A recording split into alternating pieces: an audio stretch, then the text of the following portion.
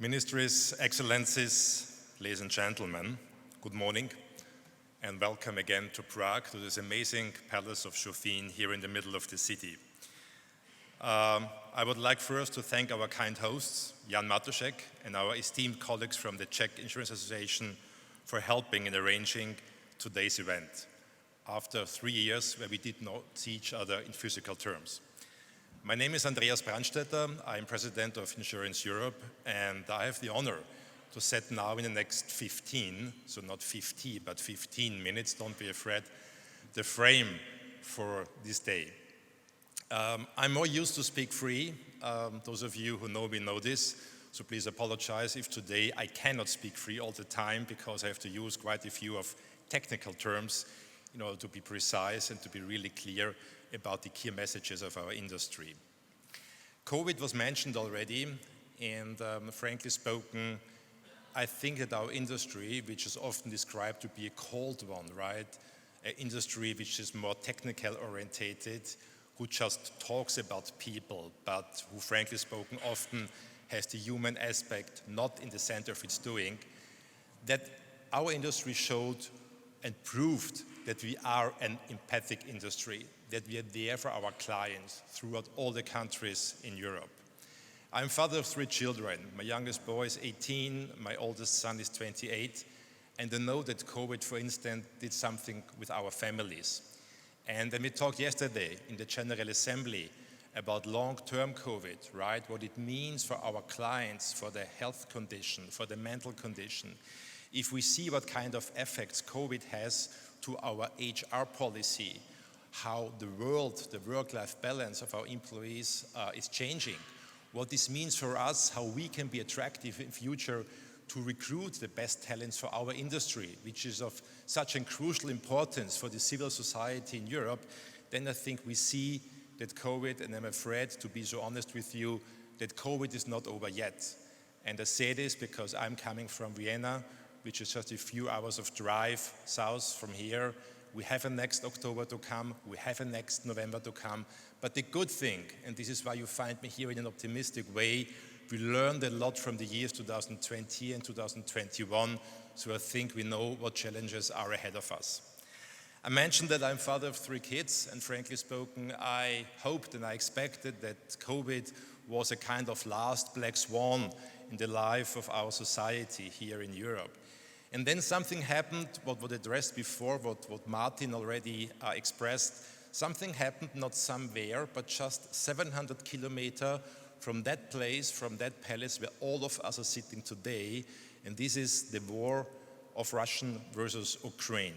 And this is something which touches most of us, I think, more than anything else in the last years. This invasion of Ukraine has caused an incredible suffering to the population of Ukraine, who against the toughest odds really have shown an incredible strength and resilience. Why I mention this is because this conflict has consequence to all of us, of course, to the rest of Europe and to our industry.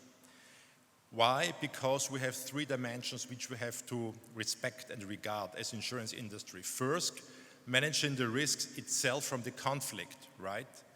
Second, the millions of displaced people who need to find sanctuary, and last but not least also the impact not only on the European but on the global economy, on the supply chain, and if you think about the happenings from the last day in particular, on food, on agriculture. So this is not only a European topic, this is a real global crisis which we are facing as a consequence out of this war.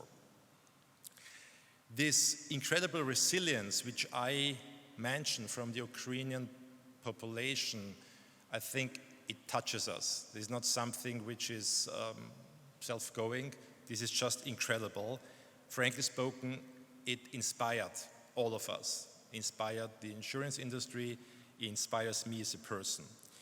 And what inspires me even more and us more is the humanitarian aspect, the humanitarian consequence, the response from people and from organizations, from insurance organizations who are present in this room, especially from the neighboring countries. And we had the opportunity to talk a lot about this yesterday evening in our reception, and I'm so honored and pleased that we have such strong organizations as members of Insurance Europe. So thank you all of these who are engaged in such a personal and strong way here.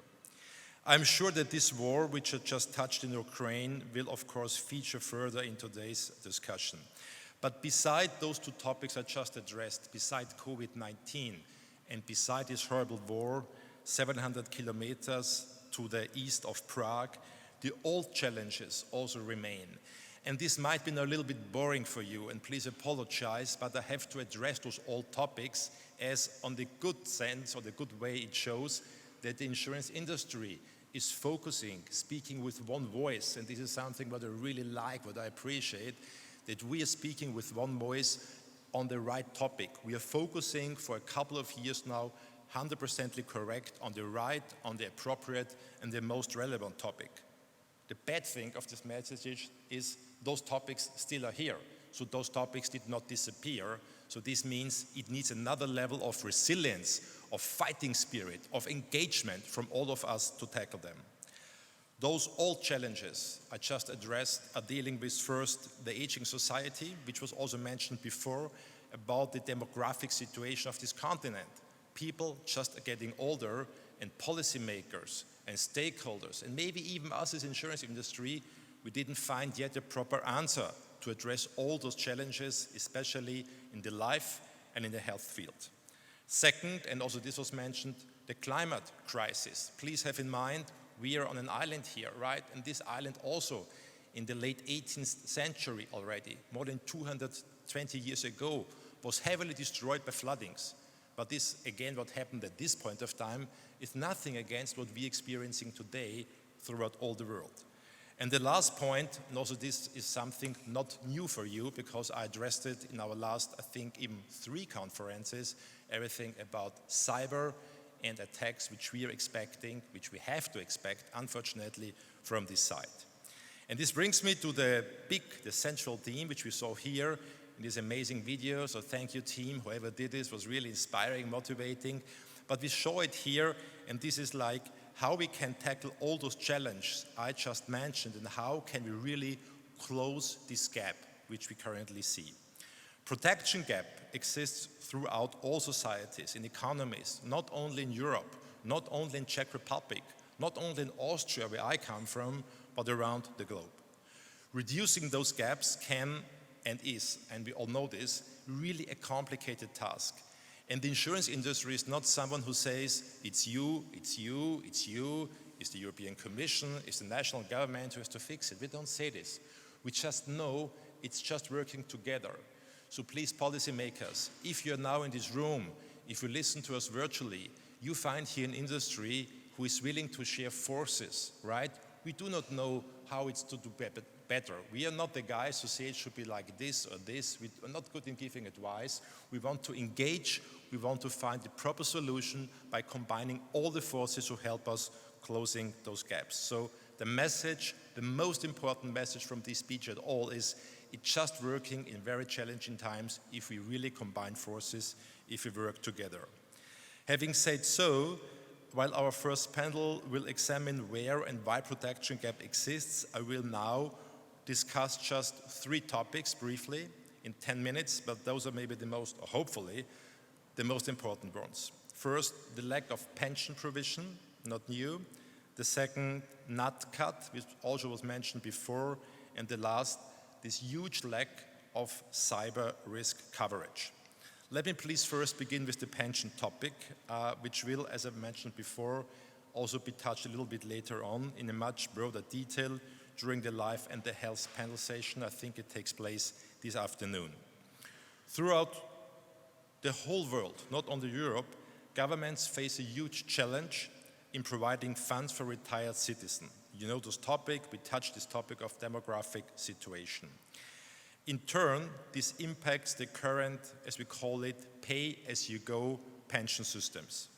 In response, it means just a very simple message that people are doing best if they would save much more money for their retirement. And however, and this is no big development, and this keeps me frustrated a little bit, frankly spoken, especially if I look back to our last conference in 2021, the virtual one in 2020, then the physical one in 2019, where we said the same. In fact, this is not happening. So people just do not save more money. It's just not happening. And it's not on us to blame someone, we just state it's not happening.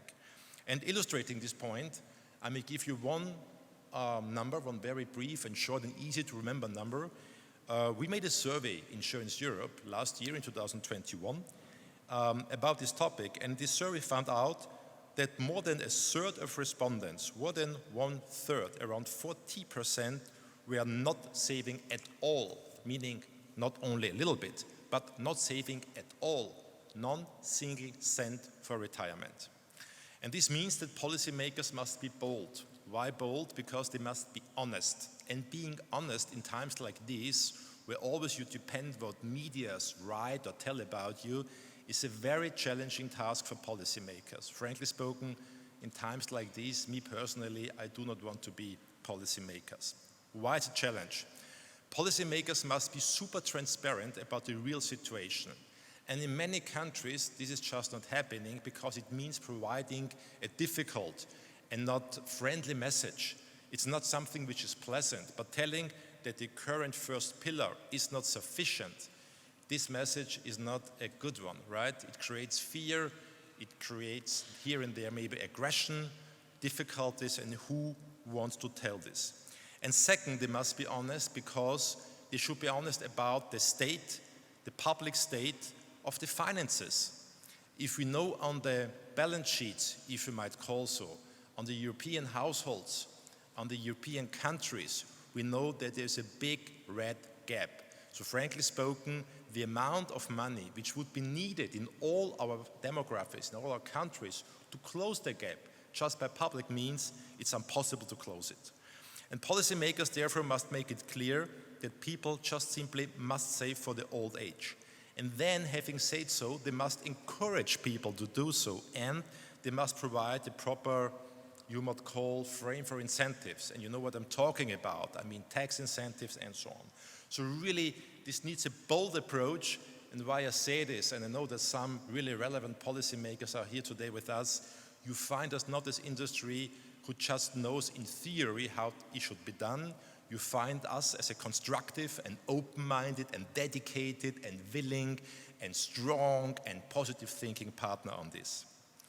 The pace of national reforms, and this is the good message now, it's an encouraging message, has increased over especially the recent few years, as some governments at least started moving to adapt their systems. And this involves, on the one hand, as I addressed before, shifting away from those traditional, as we call it, pay-as-you-go pension schemes, from moving away from this and giving a more central role to private pensions and addressing the responsibility of the individual citizen by saying, please take care of your own retirement phase. The maybe most remarkable developments which we saw as Insurance Europe in the last couple of years include, first, the so-called process of, as we say, automatic enrollment, and the specialists among you know what I'm talking about, which is now often seen as an effective tool to counteract this, let's call it maybe inertia, I think is the proper term, by automatically enrolling people to save for their pensions. Concrete countries who did it in the last couple of years include the Nordic one, so it's Denmark, it's Sweden, it's Norway, the Netherlands, it's the UK, it's Poland, and I think even more recently Ireland, which is really amazing. And the second topic is about these pension tracking services, which also gained a lot of momentum in the last couple of years. And those tools, as we know, typically aim to provide people with an overview of their current or their projected pensions all in one place. And this means people can very easily then compare themselves to their expected needs and so encouraged to do something more voluntarily for their own future. Also here, for the time being, and I hope that my figures are correct, 6 countries did this in the recent time. Denmark, it's Estonia, it's Latvia, it's Norway, it's Sweden, it's Slovakia, and those have services covering all pension income sources. So this is, as I said before, an encouraging message. However, countries either plan to introduce such systems or to expand the scope of their existing ones. And finally, and this is very important, the design of the pension products is under the spotlight. Many markets have, or at least are in the process of redesigning their products to make them more attractive. And I think also this is something which gives us hope and a positive feedback. And in this context, we are very happy to hear about this later, also today. And we touch here the recent experience with what our French colleagues did during the panel on health and life later on. At the European level, and please let me now switch from the national level, right, which I just touched by mentioning a few countries, let's switch to the overall European level. At this level, the pension challenge has resulted in an increased focus on pensions and new initiatives, as all of us know, like, for instance, the Capital Market Union, Action Plan, the Pan-European Personal Pension Product, and the upcoming review, which touches us also today in the afternoon, of the IORP2 directive, just to name a few of them. Other European Union rules also have a key role to play. It will, for example, be super important for the review of Solvency II to result in targeted improvements to the framework. The right changes, and this is the question, if they are right, will allow us insurers to much better fulfill our obligations, both first in terms of long-term products, which we offer to pension savers, and of course also to our investment side, which also was already touched today, I think, by Martin before. Let me now then please, second topic, move to something what is currently addressed in a very strong way.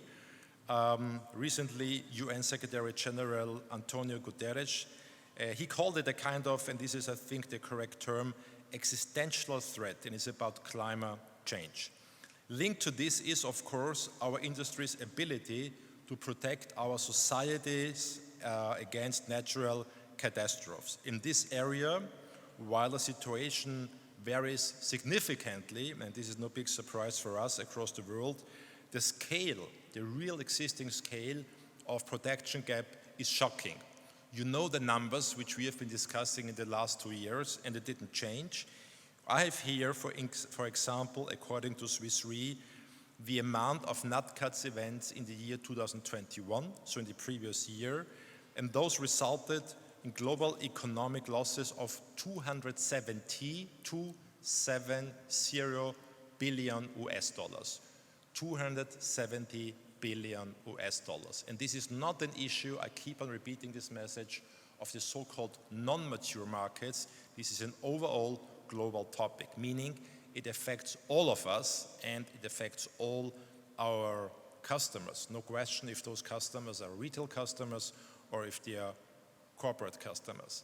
The super bad message, and this also didn't change, unfortunately, less than half of those damages in the amount of 270 billion US dollars has been insured. And this is something, dear colleagues, which we cannot accept. This is something what policymakers cannot accept. This is something what regulators cannot accept. We have to find a solution to this if we want to keep our responsibility for the society high. One key question is, given our changing climate, can the protection gap at all be reduced? Is this possible? And if so, how can we do it? Clearly, the scale is huge. I would say it's even increasing each day, and we need a collective response. At first, a key priority is to mitigate climate change, of course, by drastically, as we know, the emissions. And I think the whole European insurance industry and community is heavily contributing to this.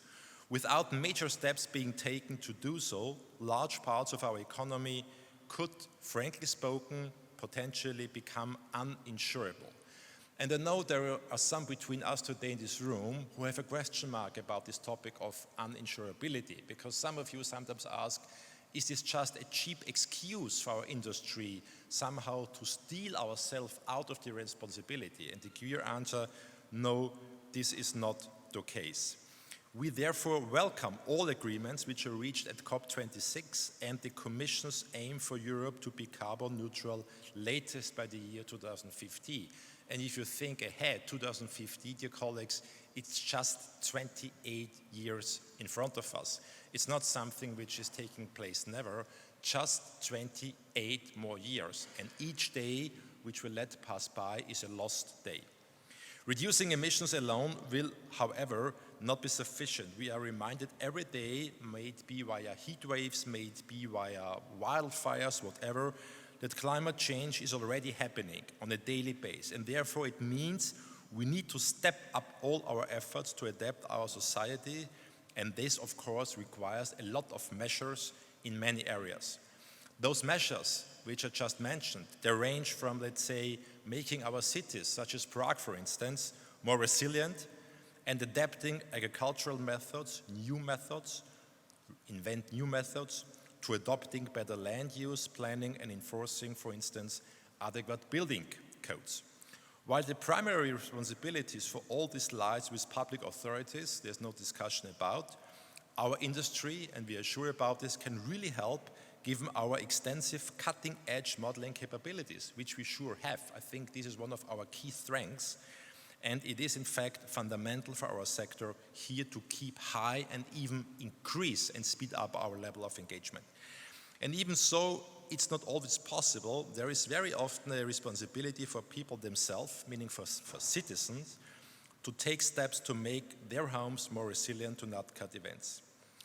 The thing is, we must ensure that this possibility, this need for protection is and stays affordable. And ensuring that this protection remains affordable and in turn reducing protection gaps in the NatCat areas, this is super vital. It's important both for the people affected by such events and because when insurance penetration is low, the impact of NatCat event is felt much more intensely and of course for longer. And therefore, we need to do everything we can do to reduce those gaps. You will not be surprised if also here, once again, as I did before at the pensions, I say, we just can face and just can beat those challenges and just can be successful if we really have a look on the output, which we desire, if we do it all together. So it's a kind of stakeholder management which has to be done jointly. Let me come to the last point, to the third and last point, and this is cyber. Maybe the most complex because the data which we really would need in order to be precise about our prognosis and what to do, those data we are missing, but let me come back to it in a minute. Ongoing cyber attacks, which become more and more, show how exposed we are as society to online criminals. There is therefore a clear, I would say, both economic and societal need to increase cyber resilience. I could now start with the positive side. On this positive side, awareness is increasing. This I say as CEO of a company who is serving something like 18 million clients throughout this region where we are, and we feel a clear increase of the awareness. And this awareness which is increasing, this leads to companies and citizens reinforcing their defenses against cyber attacks, which is good. It's a kind of first step. But likewise, insurers are working to play their role by developing products to protect our customers. And however, providing cover against cyber risks is really, let me say this from my own experience, super complex. For instance, unlike NatCats, cyber risks have no, let's call it, geographical boundaries. They do not stop on the border between Czech Republic and Austria. They just go around. They go around Europe. They go around the globe. And this raises questions of accumulation and aggregation.